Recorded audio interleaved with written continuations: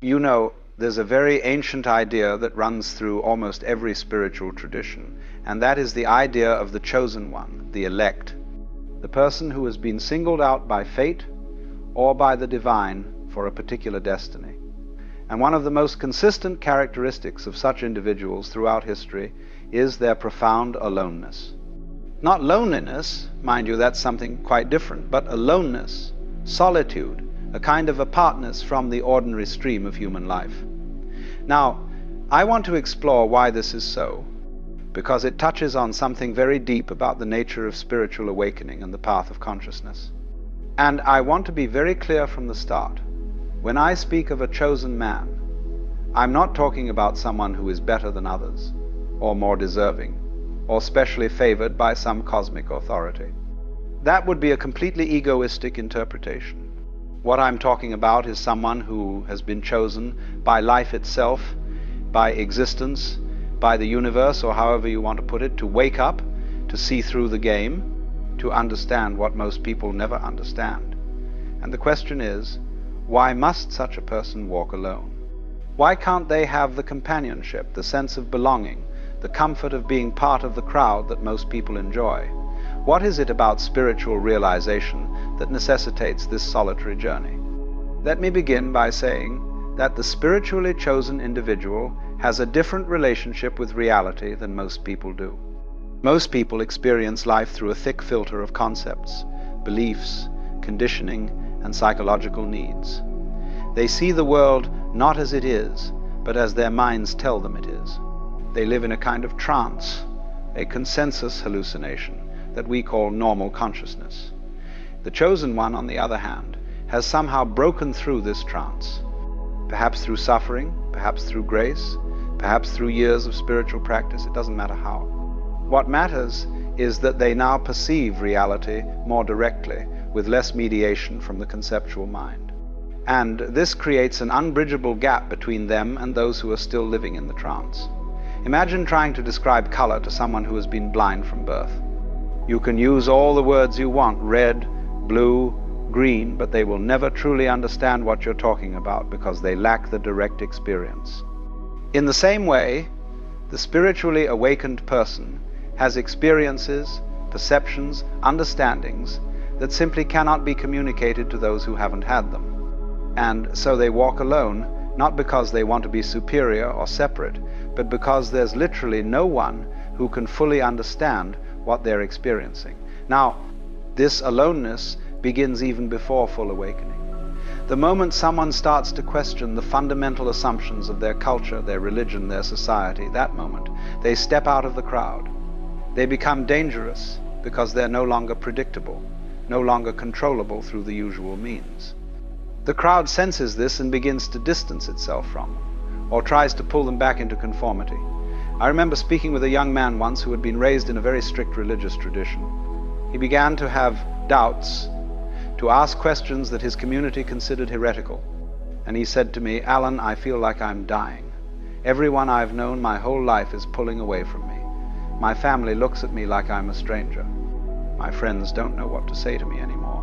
And I told him, "Yes, you are dying. The person you were is dying.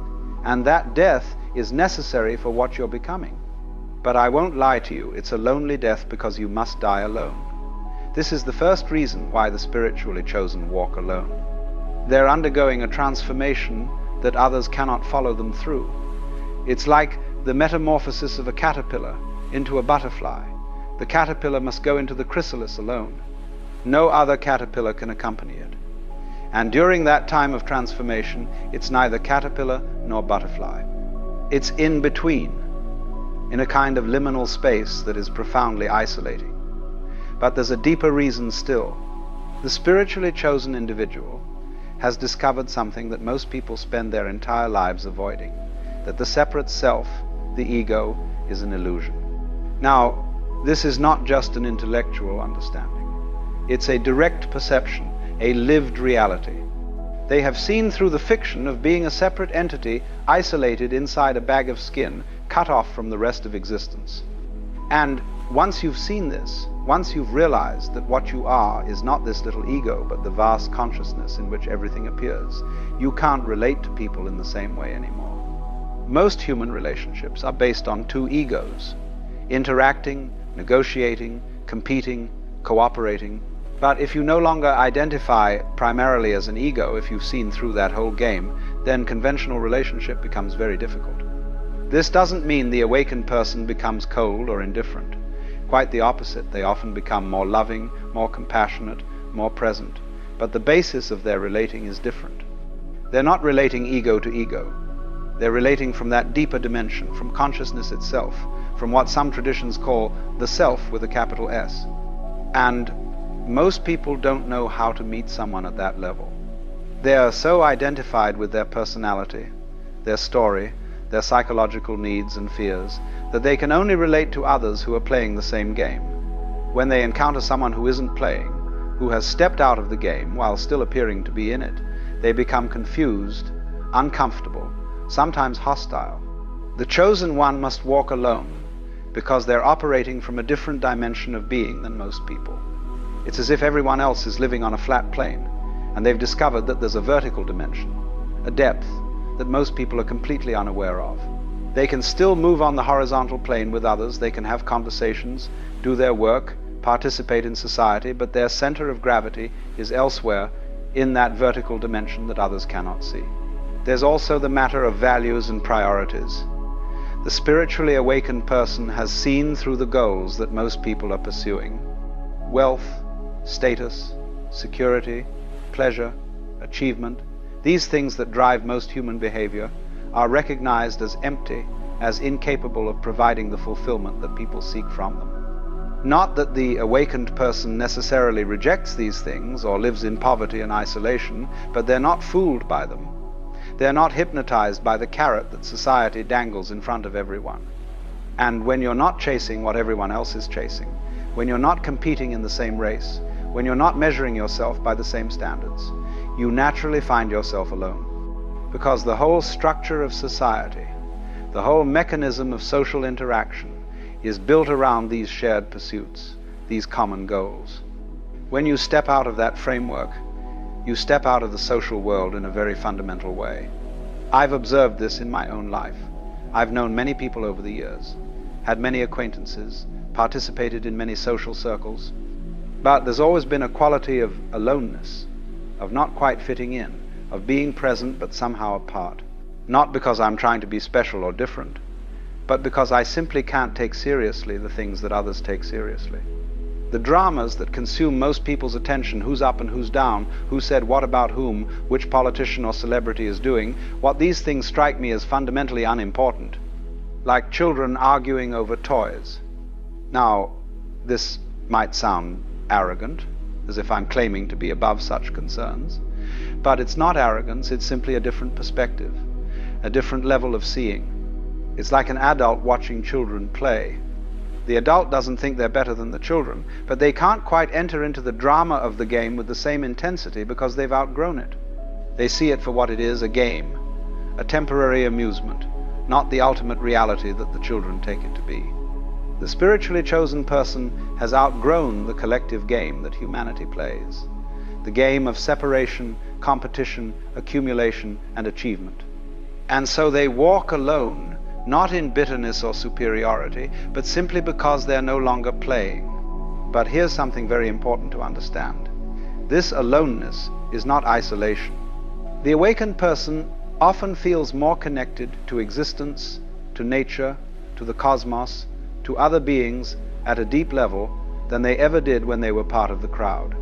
The paradox is that in losing their sense of being a separate self, they discover that they're connected to everything. In walking alone, they find that they are never truly alone because they are the whole. There's a beautiful Zen saying, before enlightenment, chop wood, carry water. After enlightenment, chop wood, carry water. The external activities remain the same, but the internal experience is completely different. The awakened person still lives in the world, still interacts with others, still does what needs to be done, but they do it from a place of profound aloneness, which is simultaneously a place of complete unity. This is very difficult for most people to understand. They think of aloneness as loneliness, as isolation, as being cut off. But spiritual aloneness is something entirely different. It's a fullness, not an emptiness. It's the discovery that you are sufficient unto yourself because you are not really yourself, you are existence itself, expressing through this particular form. The chosen one walks alone because they have discovered that they were never really separate to begin with. The sense of needing others, of requiring companionship to be complete, arises from the illusion of being a separate entity.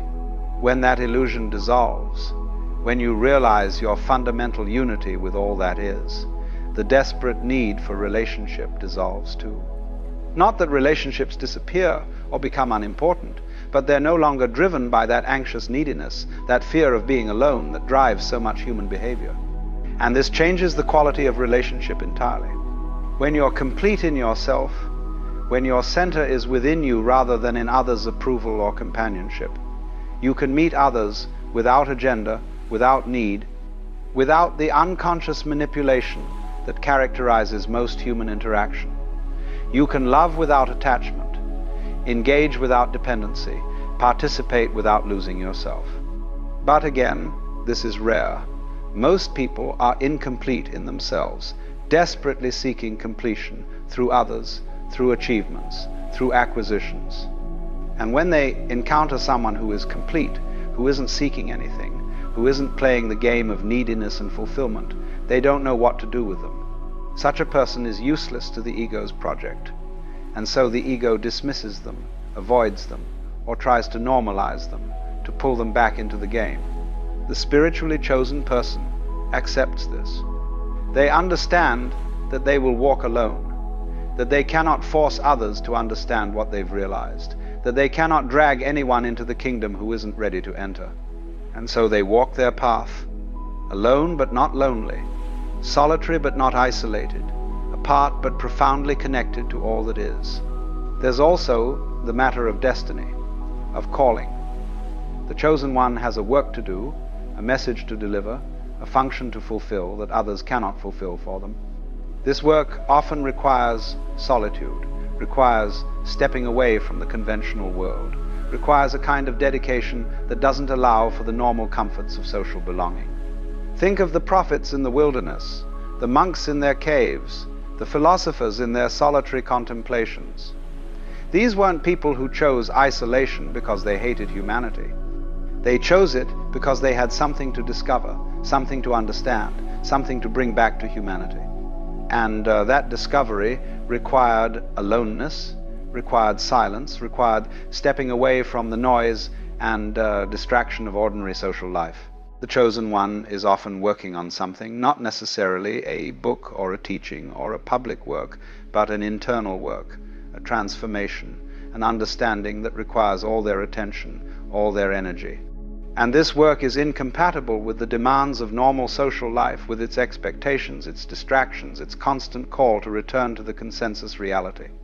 So they walk alone, following an inner compass that others cannot see, drawn by a call that others cannot hear, serving a purpose that others cannot understand.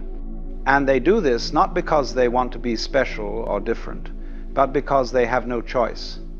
The call is too strong, the vision too clear, the work too important. And yet, paradoxically, this solitary work is for the benefit of all. The chosen one who walks alone is not abandoning humanity, they're serving it in the deepest way possible. By waking up, by seeing clearly, by breaking through the collective trance, they create a possibility for others. They demonstrate that another way of being is possible. They hold a space of consciousness that others can sense, can be drawn to, can perhaps eventually enter themselves. But they cannot do this work in the crowd. They cannot maintain that clarity, that depth, that connection to the source, while engaged in the endless trivia of social life. They must walk alone, must maintain their solitude, must guard their inner silence like a precious treasure, because that silence, that solitude, that aloneness, this is where the truth lives, where the real work happens, where consciousness deepens and clarifies. Now, I want to address something very important. Some people hear teachings like this and they use them to justify their social inadequacy, their inability to relate to others, their fear of intimacy. They say, "Oh, I'm spiritually advanced. That's why I'm alone. That's why no one understands me." But this is just spiritual ego, just another game the mind plays to avoid facing its own issues. True spiritual aloneness is not bitter. It's not resentful. It's not accompanied by a sense of superiority or by complaints about how stupid or unconscious everyone else is. True spiritual aloneness is peaceful, accepting, even joyful. The genuinely awakened person doesn't feel sorry for themselves. They don't wish things were different. They've accepted their path, embraced their solitude, made friends with their aloneness. So you must be very honest with yourself. Are you alone because you've outgrown the crowd, or because you're afraid of the crowd? Are you solitary because you're doing deep spiritual work, or because you're avoiding the challenges of relationship? Are you walking alone because you're following a genuine calling, or because you've given up on life? These are crucial questions, and only you can answer them honestly. The test is in your being. If you're genuinely on the path, if you're truly chosen in the sense I'm describing, there will be a quality of presence, of peace, of clarity about you. Others may not understand you, but they'll sense something real. Your aloneness will not diminish you, it will deepen you, strengthen you, make you more fully yourself. The spiritually chosen man walks alone because he must, because the path he's on is solitary by nature, because the truth he's discovered cannot be shared in ordinary language, because the work he's doing requires a depth of silence and solitude that social life makes impossible, because he's operating from a dimension that most people are unaware of, because he's following a call that others cannot hear. But in this aloneness, he discovers something extraordinary. He discovers that he is not separate from anything, that his aloneness is an illusion from one perspective and yet absolutely necessary from another, that he walks alone and yet is accompanied by all of existence, that he is solitary and yet never lonely, apart and yet profoundly connected, chosen and yet no different from anyone else who has the courage to wake up and see. This is the paradox, the mystery, the beautiful contradiction at the heart of spiritual life. You must walk alone to discover that you were never separate. You must leave the crowd to find that you are the crowd, that you are everyone and everything, that there is no other. You must become profoundly solitary to realize the deepest intimacy with all that is.